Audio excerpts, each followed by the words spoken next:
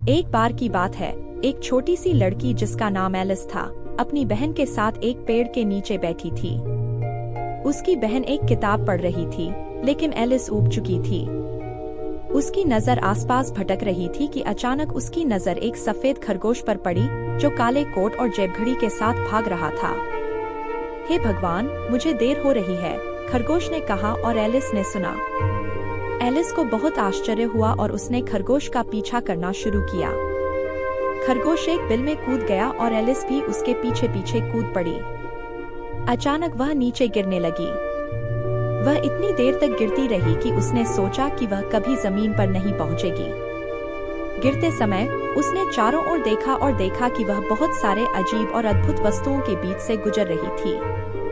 कुछ देर बाद वह एक अजीब से कमरे में आ गिरी, जहां बहुत सारे दरवाजे थे। एलिस ने कमरे में एक छोटी सी चाबी देखी और उसे उठाया।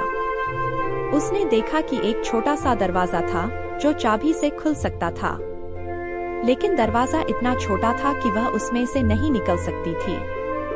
अचानक उसने एक मेज पर एक बोतल देखी जिस पर लिखा था, मुझे पियो। एलिस ने वह बोतल पी ली और वह धीरे धीरे छोटी हो गई। लेकिन दरवाजे के दूसरी तरफ जाने के लिए उसे एक केक भी खाना पड़ा, जिस पर लिखा था, मुझे खाओ। उसे केक खाते ही वह और छोटी हो गई और दरवाजे से बाहर निकल सकी। दरवाजे से बाहर निकलते ही एलिस एक अद्भुत और रंग बिरंगी दुनिया में आ गई। यह वंडरलैंड थी, जहां सब कुछ अजीब और अद्भुत था।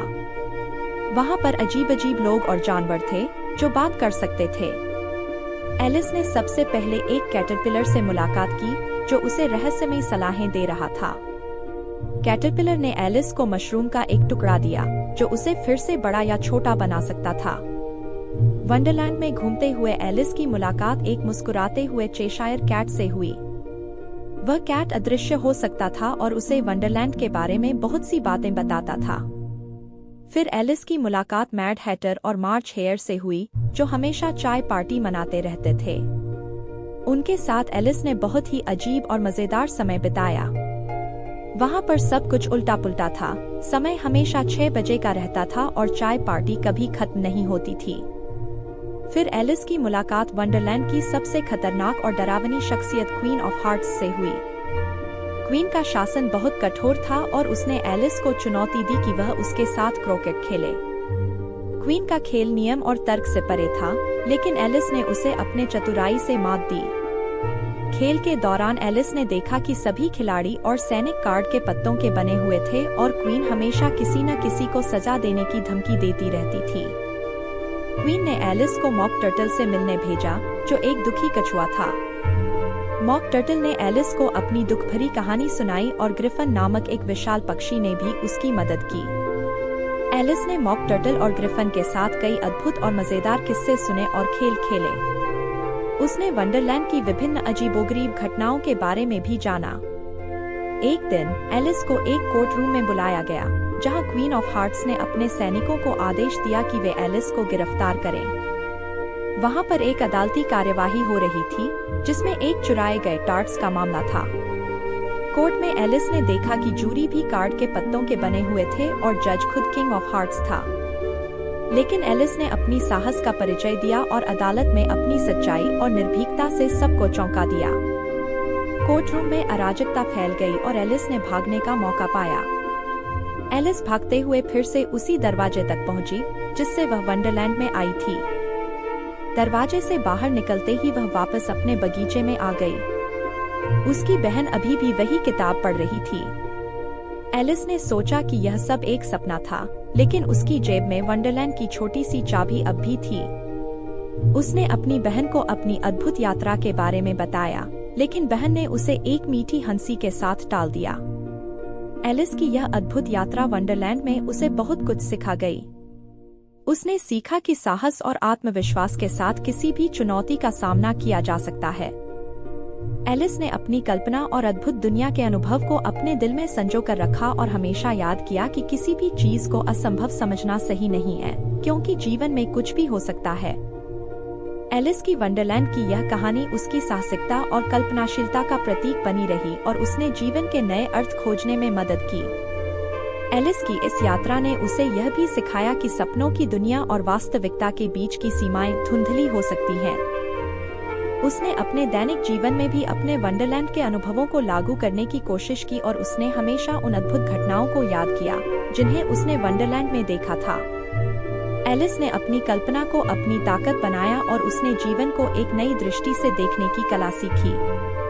उसने यह महसूस किया कि वास्तविकता में भी अद्भुत चीजें हो सकती हैं, अगर हम उन्हें देखने और स्वीकार करने के लिए तैयार हों। इस प्रकार एलिस की वंडरलैंड की यह कहानी उसकी साहसिकता, आत्मविश्वास और कल्पनाशीलता की अद्भुत मिसाल बनी रही और उसने अपने जीवन में नई ऊंचाइयां छूने का साहस और प्रेरणा पाई। हैलोवीन का त्योहार दुनिया भर में डरावनी सजावट, भूत प्रेत की कहानियां और बच्चों के लिए मस्ती का समय होता है। इस त्योहार का उत्सव विशेष रूप से पश्चिमी देशों में बड़े धूमधाम से मनाया जाता है, लेकिन इसकी जड़ें और कहानियां प्राचीन और रहस्यमयी हैं। ऐसी ही एक अद्भुत और रहस्यमयी कहानी एक छोटे से गांव की है, जहां हर साल हैलोवीन का त्योहार खास होता है। इस कहानी में एक खास किरदार है जिसे गांव वाले हैलोवीन की रानी कहते थे। गांव का परिचय। गांव का नाम शांतिनगर था, जो एक छोटे से पहाड़ी इलाके में बसा हुआ था। यह गांव अपने प्राकृतिक सौंदर्य, घने जंगलों और पुराने महल के लिए प्रसिद्ध था। इस महल में ही हैलोवीन की रानी रहती थी। गांव के लोग बड़े ही सीधे सादे और दिल के साफ थे। वे अपनी परंपराओं और त्योहारों को बड़े उत्साह के साथ मनाते थे। लेकिन हैलोवीन का त्योहार उनके लिए सबसे खास था, क्योंकि इस रात को हैलोवीन की रानी का आगमन होता था। हैलोवीन की रानी का परिचय। हैलोवीन की रानी का असली नाम क्या था, यह कोई नहीं जानता था। गांव के लोग उसे बस रानी कहकर पुकारते थे। वह एक रहस्यमयी महिला थी जो हर साल हैलोवीन की रात को गांव में आती थी। रानी हमेशा काले कपड़ों में लिपटी रहती थी और उसका चेहरा एक सुंदर लेकिन डरावना मुखौटे से ढका होता था। वह बहुत ही रहस्यमयी और आकर्षक थी और उसकी उपस्थिति से गांव में एक अजीब सा सन्नाटा और रोमांच भर जाता था। रानी का महल। रानी का महल गांव के किनारे पर एक पहाड़ी पर स्थित था। यह महल बहुत ही प्राचीन और भव्य था। महल के चारों ओर घना जंगल था और महल की ओर जाने वाला रास्ता बहुत ही खतरनाक और डरावना था। गांव के लोग कहते थे कि महल में जादुई शक्तियां हैं और वहां जाने वाला कभी वापस नहीं आता। लेकिन हैलोवीन की रात को महल का द्वार खुलता और रानी अपने रहस्यमयी वाहन में बैठकर गांव की ओर आती। हैलोवीन की रात। हर साल हैलोवीन की रात का गांव के लोग बेसब्री से इंतजार करते थे। उस रात गांव के बच्चे भूत प्रेत, चुड़ैल और कंकाल के रूप में तैयार होकर रानी का स्वागत करते थे। रानी गांव के बीचों बीच एक बड़े मैदान में आती और वहां एक बड़ा आग जलाया जाता था। सभी लोग उस आग के चारों ओर इकट्ठे होते और रानी अपनी अद्भुत कहानियां सुनाना शुरू करती। अद्भुत कहानियां। रानी की कहानियां बहुत ही रोचक और रहस्यमयी होती थीं। उसकी कहानियों में जादू, भूत प्रेत, अज्ञात जीव और अद्भुत घटनाएं होती थीं। लेकिन सबसे खास बात यह थी कि उसकी हर कहानी में एक महत्वपूर्ण नैतिक शिक्षा छिपी होती थी। बच्चों को उसकी कहानियां सुनना बहुत पसंद था और वे उसकी कहानियों से बहुत कुछ सीखते थे। एक खास हैलोवीन की रात। एक साल हैलोवीन की रात को गांव के कुछ साहसी बच्चों ने फैसला किया कि वे रानी के महल का रहस्य जानेंगे। उन बच्चों में सोहन, मीरा, राहुल और अंजलि शामिल थे। वे सभी अपने दोस्तों और परिवार वालों को बताए बिना रानी के महल की ओर चल पड़े। जैसे ही वे महल के पास पहुंचे, महल का विशाल दरवाजा अपने आप खुल गया। बच्चे डरते हुए अंदर गए और वहां का दृश्य देखकर हैरान रह गए। महल का अद्भुत दृश्य। महल अंदर से बहुत ही भव्य और सुंदर था। वहां की दीवारों पर प्राचीन चित्र और नक्काशियां थीं। महल के अंदर एक बड़ा हॉल था, जहां एक विशाल झूमर लटक रहा था। बच्चों ने देखा कि महल में बहुत सारे कमरे और गलियां थीं। वे धीरे धीरे हॉल की ओर बढ़े और वहां एक बड़ा सिंहासन देखा। सिंहासन पर रानी बैठी थी, लेकिन इस बार वह बिना मुखौटे के थी। रानी का सच्चा चेहरा। रानी ने बच्चों को देखा और मुस्कुराते हुए उन्हें अपने पास बुलाया। उसने अपना मुखौटा हटाया और बच्चों को अपना सच्चा चेहरा दिखाया। वह वास्तव में बहुत ही सुंदर और दयालु महिला थी। उसने बच्चों को बताया कि वह कोई जादूगरनी या भूत नहीं है, बल्कि एक साधारण महिला है जो लोगों को खुश करने के लिए यह सब करती है। उसने बच्चों को यह भी बताया कि महल का रहस्य सिर्फ एक मिथक था जो लोगों की कल्पना में बसा हुआ था। बच्चों की खुशी।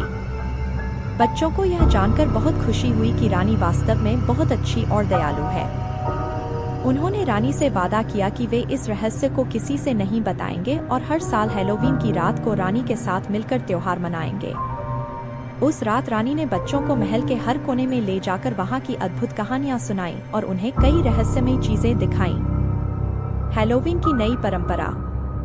उस साल के बाद से गांव के बच्चों और रानी के बीच एक खास रिश्ता बन गया। हर साल हैलोवीन की रात को बच्चे महल में जाते और रानी के साथ मिलकर त्योहार मनाते। रानी ने बच्चों को न केवल डरावनी कहानियां सुनाई, बल्कि उन्हें जीवन की महत्वपूर्ण बातें भी सिखाईं। उसने उन्हें सिखाया कि डर का सामना कैसे करना है, एक दूसरे की मदद कैसे करनी है और खुशियां कैसे बांटनी है। गांव में बदलाव। रानी की कहानियों और उसकी शिक्षाओं का गांव पर गहरा प्रभाव पड़ा। बच्चे अब पहले से ज्यादा साहसी, दयालु और समझदार हो गए थे।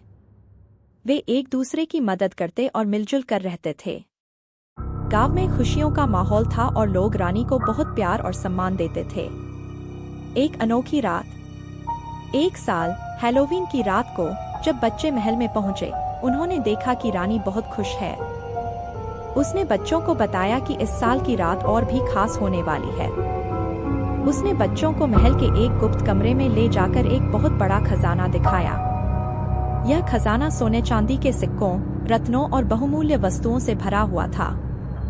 रानी ने बच्चों को बताया कि यह खजाना महल का सबसे बड़ा रहस्य है और उसने इसे बच्चों के साथ साझा किया क्योंकि वह चाहती थी कि बच्चे इस खजाने को सही तरह से उपयोग करें। खजाने का उपयोग। रानी ने बच्चों को सिखाया कि इस खजाने का उपयोग कैसे करना है। उसने उन्हें सिखाया कि इस खजाने का उपयोग गांव की भलाई के लिए करें, गरीबों की मदद करें और जरूरतमंदों की सहायता करें। बच्चों ने रानी के निर्देशों का पालन किया और खजाने का सही उपयोग किया। उन्होंने गांव में कई अच्छे काम किए, जैसे स्कूल बनवाना, अस्पताल खोलना और गरीबों के लिए घर बनवाना। रानी की विदाई। समय बीतता गया और बच्चों के साथ रानी का रिश्ता और मजबूत होता गया। लेकिन एक साल हैलोवीन की रात को रानी ने बच्चों को बताया कि अब उसका समय पूरा हो चुका है और उसे विदा लेना है। बच्चों ने यह सुनकर बहुत दुखी हुए, लेकिन उन्होंने रानी का सम्मान करते हुए उसकी विदाई को भी खास बना दिया। रानी की विदाई की रात। उस रात पूरे गांव ने रानी की विदाई के लिए एक बड़ा समारोह आयोजित किया। रानी ने अपने अंतिम भाषण में गांव के लोगों को धन्यवाद दिया और उन्हें शुभकामनाएं दी। उसने बच्चों को एक आखिरी सीख दी कि वे हमेशा एक दूसरे का साथ दें और खुशियां बांटें। उसके बाद रानी ने गांव को अलविदा कहा और महल में वापस चली गई। गांव की नई शुरुआत। रानी की विदाई के बाद भी उसकी कहानियां और उसकी शिक्षाएं गांव के लोगों के दिलों में जिंदा रहीं। बच्चे अब बड़े हो गए थे और उन्होंने रानी की शिक्षाओं को अपनी जिंदगी में अपनाया। गांव में खुशियों का माहौल बना रहा और लोग एक दूसरे की मदद करते रहे। बहुत समय पहले एक प्राचीन जंगल के भीतर एक बुजुर्ग महिला रहती थी। यह जंगल अपनी जादुई आभा के लिए प्रसिद्ध था, जहां पेड़ फुसफुसाते थे और प्राणी रात में ही बाहर आते थे। लेकिन यह बुजुर्ग महिला ही थी जो इस जादुई स्थान का दिल थी। यह जंगल आश्चर्य और रहस्य से भरा हुआ था। इसके रास्ते मुड़ते और मोड़ते थे, यात्रियों को अज्ञात में ले जाते थे। कई लोगों ने उस बुजुर्ग महिला के बारे में बात की जो वहां रहती थी, एक कहानी की हस्ती। कहा जाता था कि उसके पास अत्यधिक ज्ञान और एक उतनी ही रहस्यमयी दयालुता थी। उसे अक्सर जड़ी बूटियां एकत्रित करते, जंगल की देखभाल करते और जानवरों से बात करते देखा जाता था। उसके बाल चांदनी की तरह चांदी के मुक्त बहते थे और उसकी आंखें पुराने समय का ज्ञान से चमकती थीं। जंगल के किनारे रहने वाले गांव वाले उस बुजुर्ग महिला का सम्मान और आदर करते थे। वे जानते थे कि वह साधारण व्यक्ति नहीं थी, बल्कि जंगल के रहस्यों की रक्षक थी। जब भी कोई बीमार पड़ता या मार्गदर्शन की आवश्यकता होती, वे उसकी ओर जाते और वह हमेशा उनकी मदद करती। कहा जाता था कि जो लोग शुद्ध हृदय और आदरपूर्ण मन के साथ जंगल में प्रवेश करते थे वे उसके झोपड़ी तक पहुंच जाते थे जो पेड़ों के भीतर छिपी हुई थी। और जब वे ऐसा करते वे कभी भी पहले जैसे नहीं रहते। एक दिन एक युवा गांव वाली जिसका नाम अन्ना था ने बुजुर्ग महिला की मदद लेने का फैसला किया। उसका भाई गंभीर रूप से बीमार था और गांव का हकीम अब और कुछ नहीं कर सकता था। प्यार और निराशा से भरे दिल के साथ वह जंगल में चली गई। जैसे जैसे वह जंगल में गहराई में जाती गई पेड़ उसके नाम को फुसफुसाते हुए लगते थे, उसे रास्ता दिखाते हुए।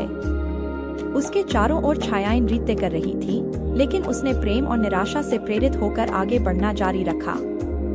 अंततः उसे झोपड़ी मिल गई। बुजुर्ग महिला ने उसे एक गर्म मुस्कान और बुद्धिमान आंखों से स्वागत किया। बिना एक शब्द कहे उसने अन्ना को अंदर आमंत्रित किया। झोपड़ी के अंदर हवा में जड़ी बूटियों की खुशबू और जादुई औषधियों की मंद रोशनी थी। बुजुर्ग महिला ने अन्ना की याचिका को सुना और समझदारी से सिर हिलाया। उसने एक औषधि बनाई, प्राचीन शक्ति के शब्द बोलते हुए, और उसे अन्ना को दे दिया। औषधि के साथ अन्ना ने बुजुर्ग महिला का धन्यवाद किया और जल्दी से अपने गांव लौट आई। उसने औषधि अपने भाई को दी और चमत्कारिक रूप से वह धीरे धीरे ठीक होने लगा। गांव वाले खुशी से झूम उठे और अन्ना का भाई जल्द ही स्वस्थ हो गया।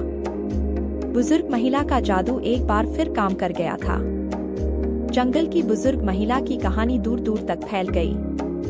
वह जंगल की रक्षक बनी रही, ज्ञान और दयालुता की मूरत। और जो लोग शुद्ध हृदय के साथ जंगल में प्रवेश करते रहे, उन्हें मिलती रही, उनके जीवन हमेशा के लिए बदलते रहे। इस अद्भुत यात्रा में हमारे साथ जुड़ने के लिए धन्यवाद। अगर आपको यह कहानी पसंद आई हो तो कृपया लाइक, शेयर और सब्सक्राइब करें ताकि आप और भी अद्भुत और रहस्यमय कहानियों को देख सकें। अगले समय तक अपने दिल को शुद्ध रखें और अपने आसपास के जादू को महसूस करें।